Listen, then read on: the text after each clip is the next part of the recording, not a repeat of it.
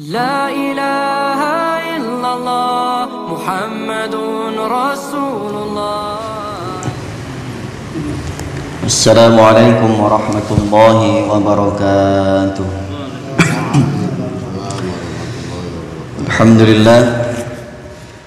الحمد لله الذي غفر أثر عباده بالتضرع، والصلاة والسلام على سيدنا ومولانا محمد أهل التبرع وعلى آله وصحبه أهل الكوء والخشوع. أما بعد. قال الله تعالى في كتابه الكريم وهو أصدق القائلين: أعوذ بالله السميع العليم من الشيطان الرجيم. بسم الله الرحمن الرحيم. وأقيموا الصلاة وآتوا الزكاة واركعوا مع الراكعين. قال الله تعالى أيضا: حافظوا على الصلوات والصلاة الوسطى وقوموا لله قانتين. وقال النبي صلى الله عليه وآله وسلم: حبب إلي من الدنيا ثلاث، أي حبب إلي من دنياكم ثلاث. وقال في الأخيرة: حبب إلي من الدنيا النساء والطيب وجعلت قرة عيني في الصلاة. Sanad Al-Imam Ahmad. Sadaqallahu aladzim wa sadaqa rasulun nabiyul habibul karim wa nahnu ala dzalika minasyahidin wa syakirin walhamdulillahi rabbil alamin. Ma'asyiral muslimin wa jumratul mukminin, puji serta syukur kita panjatkan kehadirat Allah Subhanahu wa taala atas segala nikmat, rahmat dan karunia-Nya. Alhamdulillah pagi hari ini tadi sempat guyur hujan sebentar, semakin menambah adem suasana. Cuaca di pagi hari ini sejuk rasanya, sebagaimana kondisi hati dan iman kita. Alhamdulillah, karena kita baru saja mendapatkan sesuatu hal yang lebih baik daripada dunia beserta isinya. Alhamdulillah kita gapai pagi hari ini, kita sempurnakan dengan kita lanjutkan dengan kultum. Jamaah rahimakumullah, melanjutkan keistimewaan salat. Kemarin sampai pada Anil Hasan Al-Basri rahimahullahu ta'ala anna Rasulullah sallallahu alaihi wasallam qala: awwalu ma yuhasabu bihil amdu yaumil qiyamah as-shalah, fa in kana qad atammaha hawana alaihi al-hisab, wa in kana qad intaqasa minha syai'an qala Allah ta'ala lil malaikah hal li 'abdi min tatawwu fa atimmul fariidah minat tatawwu'in tamma jaral 'abdu jami'al amal ala hisabi dzalika wa yuqalu man dawama 'ala shalawatil khamsi fil jamaah a'tahu Allah ta'ala khamsa hisal. Awaluha yarfa'u anhu dhayqul 'aish wa yarfa'u anhu 'adzabal qabri wa yu'ta kitabahu bi yaminihi wa yamurru 'ala sirati kal barqil khatif.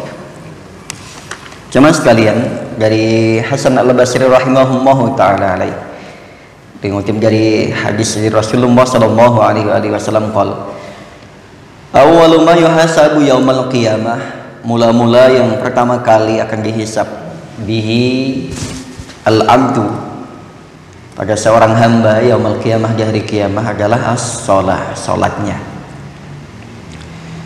Jadi salat menjadi kunci dan juga menjadi pokok utama yang nanti akan Allah tanyakan sebelum yang lain-lainnya, bahkan sebelum kaki kita melangkah ke fase-fase berikutnya. Nanti di hari kiamat yang pertama kali Allah tanyakan yaitu sholatnya. Fa in kana qad atamuha hawana alaihi hisab. Kalau kita sudah menyempurnakan sholat dari mulai niatnya, syaratnya, rukunnya dan ketentuan-ketentuan yang lainnya, maka hawan alaihi hisab, maka hisabnya akan Allah ringankan.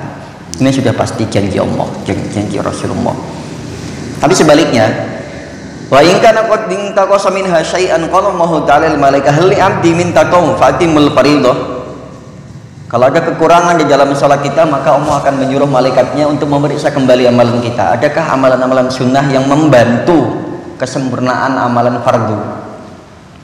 Maka malaikat dengan buku kitab yang sudah ditulis rincian amalan perbuatan kita, maka kembali diperiksa kembali apakah si fulan ini memiliki amalan selain fardu sehingga nanti akan mampu menutup salat fardu itu artinya menutup kekurangannya. Kalau ternyata kita sunnahnya bagus, tatawwu yang lainnya bagus, maka ini akan menutup atau menambal kekurangan sholat fardu yang kita lakukan dengan penuh kekurangan ini. Jadi nggak serta-merta Allah langsung bilang, oh ini kurang, langsung dihukum, nggak. Itu toleransi Allah berlaku sampai hari kiamat nanti, subhanallah. Jadi yang sempurna sholatnya, maka akan Allah ringankan langsung hisabnya, dan yang masih kurang sempurna sholatnya, nanti Allah akan memeriksa kembali bagaimana sholat-sholat sunnah dan ibadah-ibadah sunnah yang lainnya yang mampu menambal kekurangan sholat itu sendiri. Wa in kana qad intaqasa minha syai'an qala Allah ta'ala malahal li 'abdi min tatawwu fa atimul fardhah. Adakah seorang hamba itu memiliki amalan sunnah yang mampu menutup kekurangan fardunya? Wa intama, kalau ternyata memang sama-sama sempurna, sholat fardunya sempurna dan sudah disempurnakan jami'al a'mal. Wa intama cara jami'ul amal ala hisabin dzalika wa yuqalu man dawama ala shalawatil khamsi fil jamaah a'tahumullahu ta'ala khamsa hisab. Ternyata setelah diperiksa kembali sholatnya bagus, sunnah-sunnahnya bagus, maka sudah Allah pastikan bahwa hawana alaihil hisab, akan Allah ringankan hisabnya. Seraya berfirman, man dawama ala shalawatil khamsi fil jamaah, barang siapa yang mendawamkan, melanggengkan sholat berjamaah apapun kondisinya, a'tahumullahu ta'ala khamsa hisab, Allah akan memberikan 5 perkara. Bila jamaah 5 waktu, Allah akan berikan 5 keistimewaan. Awaluh, yang pertama, yarfa'u anhu dhayyqul 'aish. Yang pertama akan Allah angkat kesempitan dalam hidupnya. Ini sudah pasti, ini janji Allah ya, dan janji Rasulnya. Siapapun orangnya yang mendawamkan, mengistiqomahkan sholat berjamaah, ini baru sholatnya saja, belum wiridannya, belum zikirannya, belum ditambah kultumnya, taklimnya, belum ditambah ngopi-ngopinya. Luar biasa. Itu bagian daripada bonusnya nanti. Yang pertama kan Allah akan yarfa'u anhu dhayyqul 'aish. Allah akan mengangkat kesempitan dalam hidupnya. Berarti sholat menjadikan jaminan bahwa kesempitan, kesulitan hidup kita akan Allah angkat. Yarfa'u anhu dhayyqul 'aish. Jadi kalau kita masih mengalami kesusahan, berbagai macam masalah dalam hidup kita, sekali lagi mohon maaf, coba periksa kembali sholatnya. Yang pertama, sholat jamaahnya. Jangan pernah menyalahkan Allah ketika kita sudah sholat. Mungkin barangkali ada syarat yang belum terpenuhi, mungkin barangkali masih ada niat yang belum lurus, mungkin ada yang belum keikhlasannya belum terpenuhi, mungkin ada syarat dan rukun yang masih kurang, dan masih banyak lainnya. Tapi kalau sudah dijaga benar-benar sholatnya berjamaah di sini ya, maka bisa dipastikan meskipun katakanlah hidupnya serba kekurangan, tapi hatinya penuh dengan rasa qanaah, rasa menerima kepada Allah. Meskipun sedikit materinya, tapi banyak rasa syukurnya, diberikan kelebihan rasa syukur oleh Allah. Meskipun terkadang enggak banyak materinya, tapi sehatnya ditingkatkan oleh Allah Subhanahu wa ta'ala. Terkadang sesuatu yang terjadi dalam diri kita di luar dugaan kita. Kita yang tadinya pengen ngapa-ngapain nggak bisa, ternyata jadi bisa. Kita nggak bisa membeli atau mengadakan sesuatu, ternyata Allah mampukan kita. Terkadang sehatnya kita melebihi usia-usia yang lainnya. Ini nikmat. Yang lain pada sakit, ternyata kita sehat. Ternyata kita mampu berbagi, mampu membahagiakan kedua orang tua, mampu menjadi manfaat di sekitar kita, karena berkahnya di situ. Jadi bukan karena berkah materi saja. Kalau kita fokusnya hanya materi ya lain. Maka itulah yang kemudian Allah angkat dari kesulitan hidupnya. Terkadang kita biasa-biasa saja, tapi anak kita berprestasi, baik di sekolahannya, di pesantrennya, di rumah tangganya, di masyarakatnya, di kantornya, ya di tempat kerjaannya itu berprestasi. Terkadang itu di luar itu masih banyak yang lainnya, yang keberkahan yang dimunculkan oleh Allah Subhanahu wa ta'ala, yang diberikan oleh Allah berkaitan dengan kehidupan kita di dunia sementara ini. Yang kemudian yarfa'u anhu adzabal qabri, yang kemudian setelah itu janji Allah, maka akan Allah angkat anhu adzabal qabri, Allah akan angkat siksa kuburnya. Jadi jangan khawatir Pak. Meskipun kita juga tetap memiliki kekhawatiran yang tinggi. Para sahabat pun begitu, sama. Ketika melihat atau melewati kubur, seringkali meneteskan air mata karena khawatir. Tapi ingat, bagi orang yang menjaga sholat 5 waktunya, yarfa'u anhu adzabal qabri, Allah akan angkat siksa kuburnya. Makanya banyak orang-orang yang kemudian di kuburnya merasa lebih nikmat daripada di alam dunianya. Itu banyak. Tapi juga sebaliknya, banyak orang yang di kuburnya justru lebih menjadi pesakitan ketimbang di alam dunianya. Nah, janji Allah ini kita buktikan nanti setelah kita masuk ke liang lahat nanti, bahwa sholat itulah yang akan menemani kita dan yang akan mensyafaati kita di antaranya. Nanti azab kubur akan Allah angkat karena berkah sholat kita. Yang kemudian bayu engkau kita bahu biyaminihi, dan akan Allah berikan kitab catatan amalnya dengan tangan kanan, karena jelas golongan kanan ini adalah golongan yang mulia, golongan yang akan Allah berikan kenikmatan. Catatan amal dari tangan kanan ini adalah golongan ahli surga, ashabul yamin. Nah, kalau sudah masuk ke dalam golongan ashabul yamin, sudah pasti surga lah jaminannya. Lain lagi dengan ashabis shimal, golongan kiri. Al-Kahfi nanti dibuka. Wa yamuru ala sirati kal barqil khatif, dan berkah daripada sholat itu sendiri adalah seorang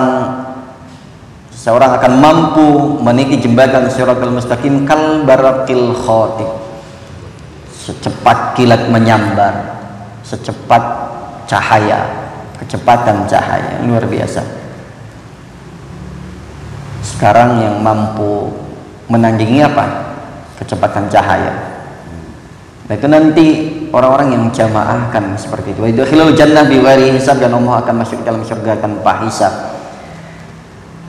Dan keistimewaan yang berikutnya adalah Allah akan masukkan ke dalam surga tanpa hisab. Artinya tanpa banyak dikoreksi lagi nanti, karena sudah jelas amalan perbuatannya. Kalau kita kan biasanya gitu. Kita di dunia misalkan mau rekomendasi siapapun, saya Pak jaminannya dia orang baik, gitu kan. Paling cukup misalkan CV-nya saja yang diperlukan sebagai syarat masuk misalkan. Tapi saya jamin Pak dia orang baik, saya kenal persis dengan dia. Nah, kalau Allah sudah kenal persis dengan kita, maka janji Allah ini bukan hal yang mustahil Pak. Allah sudah tahu kita, tinggal bilang saja sama sirat, sama neraka, sama makhluk-makhluk yang lainnya, dia hambaku yang soleh, biarkan dia masuk, nggak usah perlu dikoreksi lagi, nggak usah perlu diperiksa-periksa lagi. Itu hak Allah. Kalau ternyata memang hubungan kita dengan Allah istimewa, terlebih sholatnya ini, sholat kita istimewa, pasti akan Allah istimewakan kita. Makanya wajar nanti ketika yadkhulul jannah bighairi hisab, tanpa hisab. Itu hak Allah. Nanti kalau masukkan kita dalam surga, silakan masuk. Tapi gimana ya Allah dengan pemeriksaan malaikat lewat aja? Ini ada stempel, jadi saya resmi. Bawa ini stempelnya, sampaikan ke mereka lewat izin. Kan begitu kalau orang istimewa. Ada pemeriksaan, kalau orang pejabat kan tinggal gitu aja tunjukin. Saya bintang 1, bintang 2 dan lain sebagainya. Saya udah dapat mandat dari presiden. Tinggal gitu. Allah sudah melegalkan saya nih, nyuruh saya lewat ini bawa surat tugasnya. Oh siap, langsung.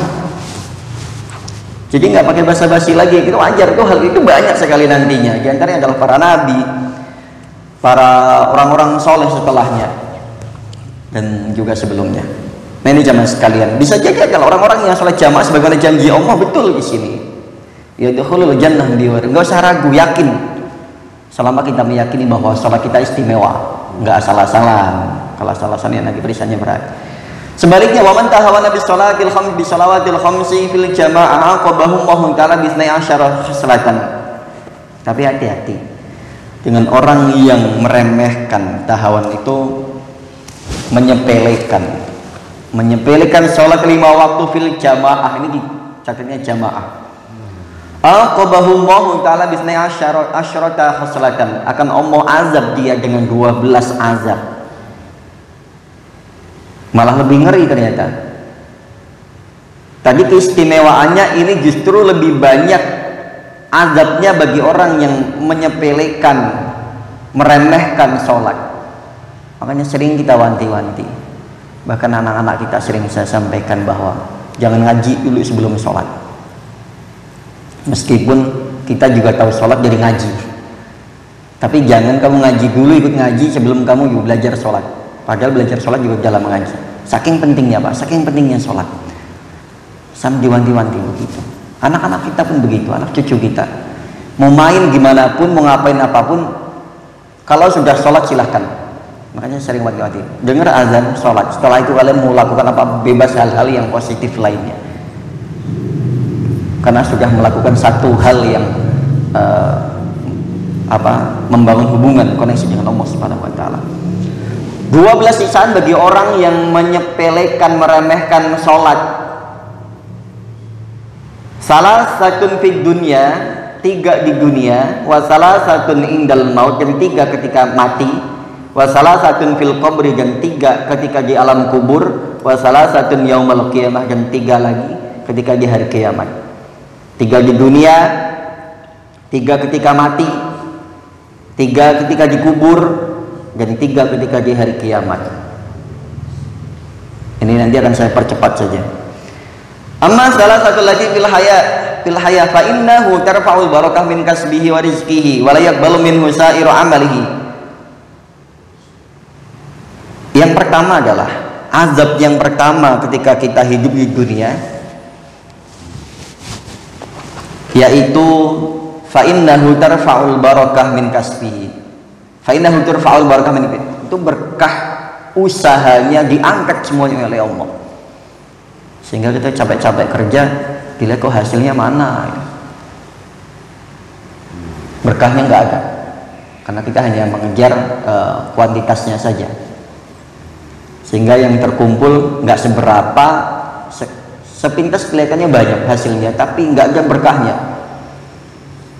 Kadang ada saja yang ngabisin, entah itu istri, entah itu anak, entah itu orang lain.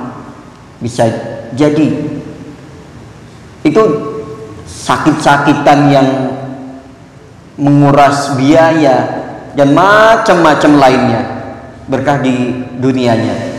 Kenapa diangkat oleh Allah Subhanahu wa taala min kasbihi wa rizqihi, dan rizkinya wala yaqbalu minhu sa'iru amalihi. Bahkan seluruh amalannya enggak diterima. Yang paling menyakitkan adalah seluruh amalannya enggak diterima. Amalan wajibnya enggak diterima, sunnahnya enggak diterima. Kalau sudah begini ya udah, mau berharap sama siapa lagi kalau memang sudah menyepelekan sholat. Makanya sesibuk apapun kita dalam beraktivitas dalam hidup ini, udah tinggal dulu aktivitas sesaat itu, toh nggak akan hilang rezeki kita dengan ditinggal kita sholat tadi. Misalkan contoh, kita jangan lagi mengerjakan sesuatu, ditinggal sholat nggak akan sia-sia. Terkadang sering orang yang nggak paham itu, kalau lagi kerja, waduh tanggung nih, ya mau sholat ya, tapi kerjaan tanggung. Begitu terus akhirnya apa? Karena kita merasa menangguhkan sholat, akhirnya kita juga ditangguhkan rezekinya dan berkahnya oleh Allah Subhanahu wa taala. Ini dalam hidupnya. Jadi diangkat keberkahannya, mungkin punya banyak harta benda tapi nggak bermanfaat.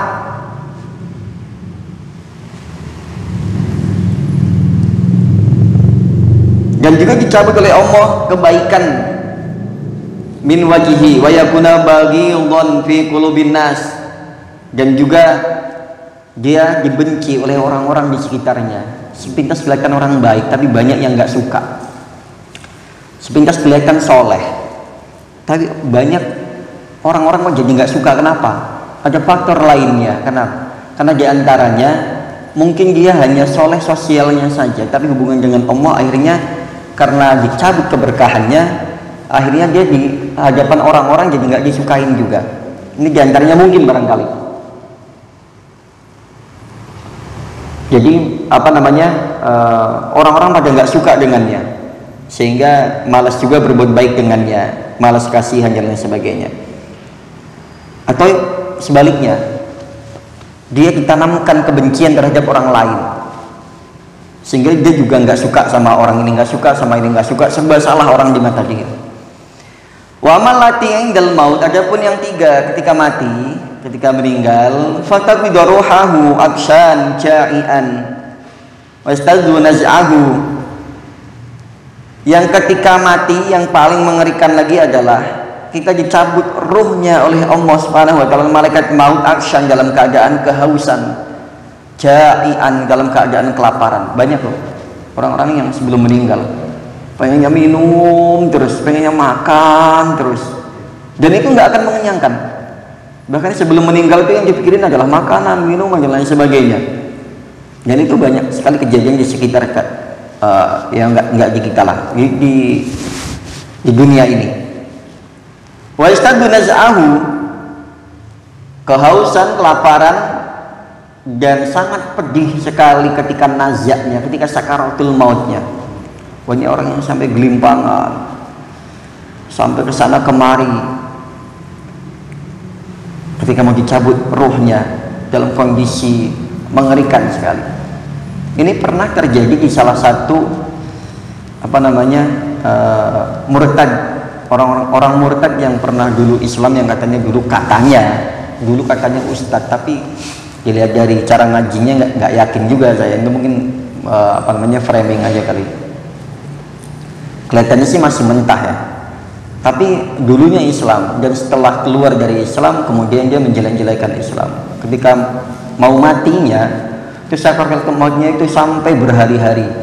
Ini diantaranya salah satunya, karena dia setelah murtad otomatis dia tidak lagi sholat. Maka nazak itu adalah sakaratul maut ketika menjelang dicabut nyawanya. Ini sangat parah sekali, sehingga banyak orang yang tidak kuat melihatnya. Wa malati fil qabri, adapun yang dikubur, famas alatul munkar wa nakir wa zulmatul qabri wa dhayiquhu. Ketika dikubur, ini masalah paling besar ketika dikubur adalah pertanyaan munkar dan nakir berhadapan dengan mereka berdua. Ini adalah satu musibah bagi orang yang tidak salat berjamaah. Musibah besar tadi di dunia ketika mati, ini dikubur. Masalah besar berhadapan dengan dua malaikat penjaga kubur ini kita bisa bayangkan, Pak. Kita di dunia aja seringkali kita takut dengan atasan kita. Kita juga sering membicarakan hal-hal mistis, horor yang lainnya yang serem-serem. Kita takut, diantaranya mungkin barangkali dari kecil kita pernah kita ditakut-takutin dengan setan. Tapi malaikat mungkar dan nakir adalah salah satu atau dua malaikat yang ditugaskan oleh Allah khusus di alam kubur ini. Dan nggak pakai perasaan, Pak. Siapapun orangnya yang masuk dalam kubur, maka kubur pernah menyampaikan, ma ana maubi wa hasabin wa nasabin innam ana maudu amalus sholih. Kubur itu bukan tempatnya orang yang berpangkat tinggi, status sosialnya tinggi di masyarakat atau pejabat atau siapapun, bodo amat. Maka kubur ini adalah ana maudu amalus sholih. Kubur ini adalah saya mengatakan bahwa saya adalah tempatnya amal solih. Maka orang dari kalangan manapun, dari strata manapun, kalau memang dia amalannya soleh, banyak sholatnya dijaga, dia nyaman di sini.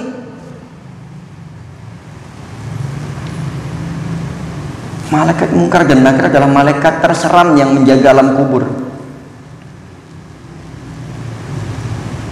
Pertanyaan yang seringkali kita ketahui seperti man rabbuka wa man nabiyuka wa ma dinuka dan lain sebagainya, itu kalau ditanyakan sesama manusia kita mungkin bisa menjawabnya. Itu pun harus dengan bahasa Indonesia mungkin jawabnya. Karena kita juga, makanya dari sekarang boleh belajar bahasa Arab, karena nanti dikubur menggunakan, katanya sih di akhirat nanti menggunakan bahasa Arab, dipelajarin. Nggak apa-apa lah latihan itu, meskipun nanti ketika ujian akan lain tentu. Lainnya kenapa? Lain alamnya, lain yang nanya, persoalannya, kondisinya semuanya lain. Tapi seenggak-enggaknya kita pernah dengar bahasa itu, sehingga kalaupun nanti nggak bisa jawab, siapa tahu dimudahkan oleh Allah Subhanahu wa taala dengan menjawabnya. Kan kita nggak tahu kalau ditanya man rabbuka wa man nabiyuka wa man dinuka wa man qiblatuka wa ma ikhwanuka, nanti jawaban kita mungkin barangkali kita tahu pertanyaan itu. Dan memang nggak bisa dengan dipersiapkan jawabannya. Ya diantaranya persiapkannya dengan amalan soleh, dengan sholat 5 waktu tadi, diutamakan dengan berjamaah. Tadi insya Allah akan Allah mudahkan jawaban-jawaban pada malaikat munkar dan nakir.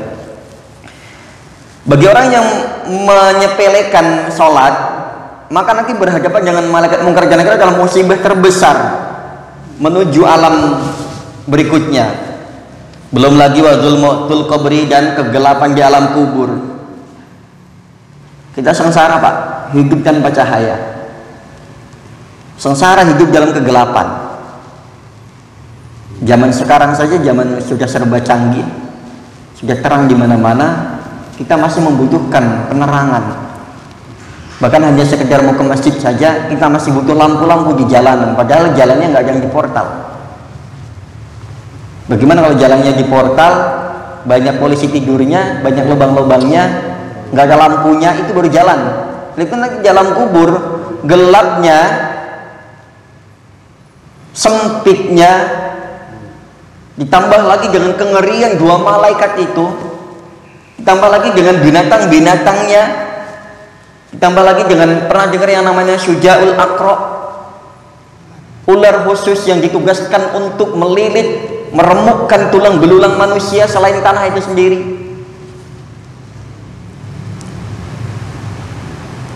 Jangankan binatang-binatang yang mengerikan itu, wong kulit kita saja dengan belatung-belatung udah habis. Ini zulmatul qabr, kegelapan kubur. Wadai hujan, termasuk sempitnya kubur, gelap, sempit, menyiksa. Siapa yang betah? Wong kita ke masjid terkadang kipas atau AC nggak nyala aja kita udah kegerahan. Ini di masjid loh. Karpetnya empuk, tempatnya luas, lampu terang. Terkadang kita nggak kena angin aja, kita mulai kegerahan. Wa amalati fil qiyamah, yang terakhir, adapun nanti 3 di hari kiamat yang Allah azabkan bagi orang yang menyepelekan sholat, terutama berjamaahnya. Fasiddatu hisabihi wa ghadabir rabbi alaihi wa uqubatillahi ta'ala lahu finnar. Permasalahan azab yang nanti di akhir akan diterima bagi orang yang menyepelekan salat, yang pertama adalah syiddatu hisabi.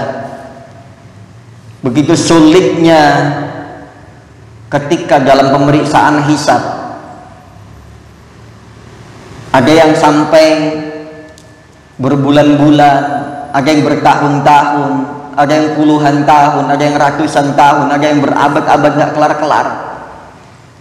Kita ngantri aja kalau kita lagi pengen berobat misalkan, atau belanja misalkan, atau pengen ngapain misalkan, atau kemacetan di jalan saja, kita sudah jenuh.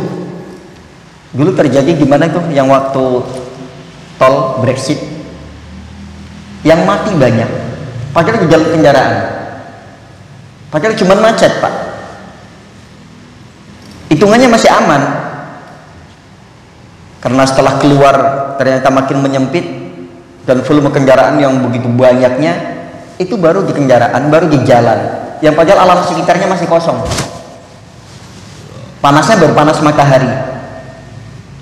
Nah nanti dihisab syiddatu amal dengan membawa banyak catatan kekurangan kita, begitu banyak kekurangan yang kita bawa di hadapan Allah Subhanahu wa taala, dan begitu sedikitnya amal soleh yang kita bawa. Wajar ketika nanti akan menemukan berbagai macam kesulitan di dalam hisabnya. Menunggu antriannya aja begitu lama. Kita kalau diperiksa saja kan malas. Terlebih secara logika, orang semakin banyak belanjaan semakin lama di kasirnya, begitu kan? Semakin banyak apa yang kita punya di dunia, nanti juga sama di kasirnya, malaikat yang jaga akan semakin lama, scan-nya satu persatu misalkan, kan semakin lama.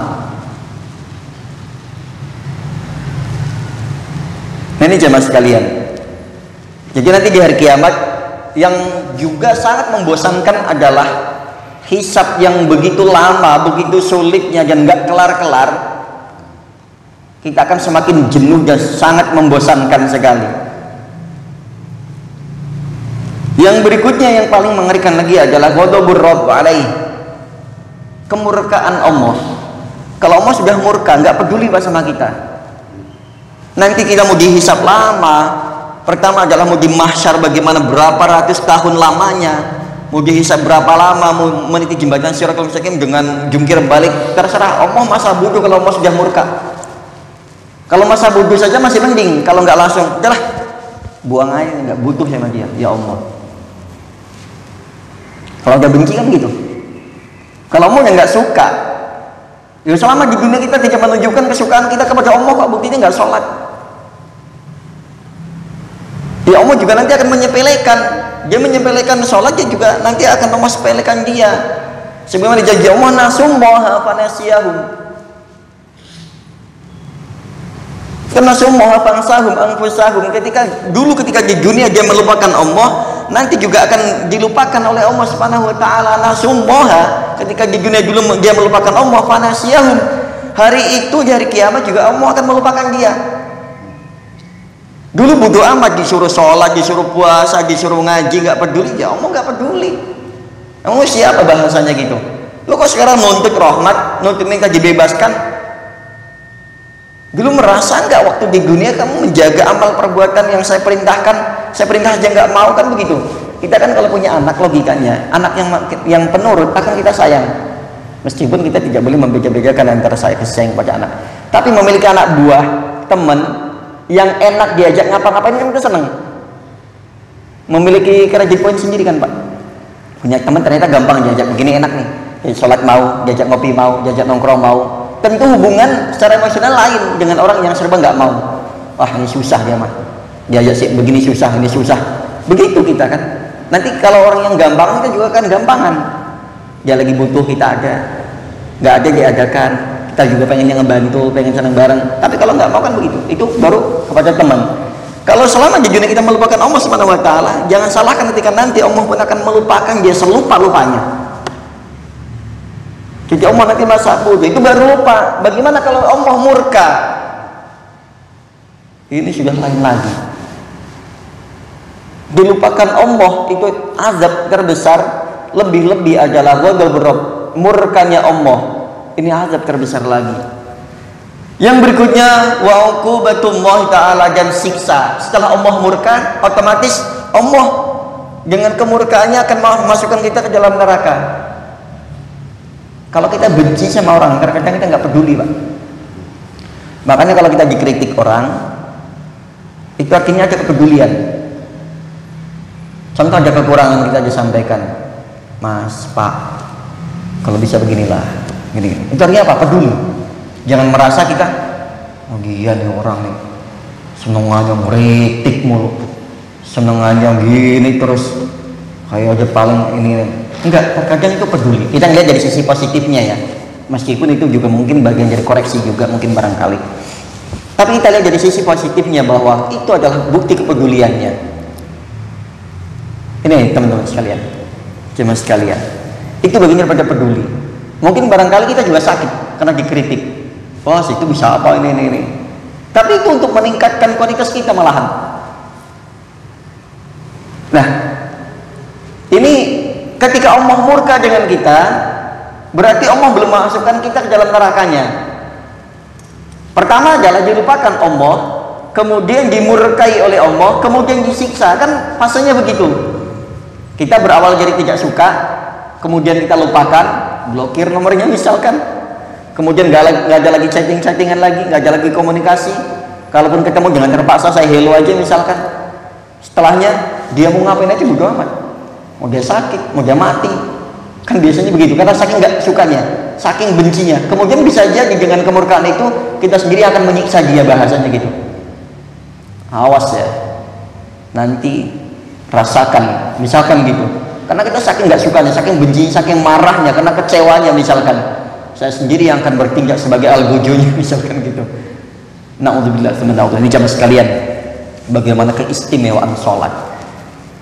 Begitu banyaknya, sebanding juga dengan bagaimana azab bagi orang yang menyepelekan sholat. Mulai hari ini, jemaah sekalian, ayo kita tingkatkan kembali sholat kita. Bukan hanya sekedar kuantitasnya saja, tapi kualitasnya harus lebih berkualitas. Karena semakin berkualitas, semakin juga kita akan berkualitas di hadapan Allah Subhanahu wa taala. Kurang lebih mohon maaf, dan kepada Allah kita beristighfar, kepada jamaah kita saling memaafkan dan meminta maaf. Subhanakallahumma wa bihamdika asyhadu an la ilaha illa anta astaghfiruka wa atubu ilaik. Billahi taufiq wal hidayah wa ridha wal ilahi nasrul mustaqim. Assalamualaikum warahmatullahi wabarakatuh.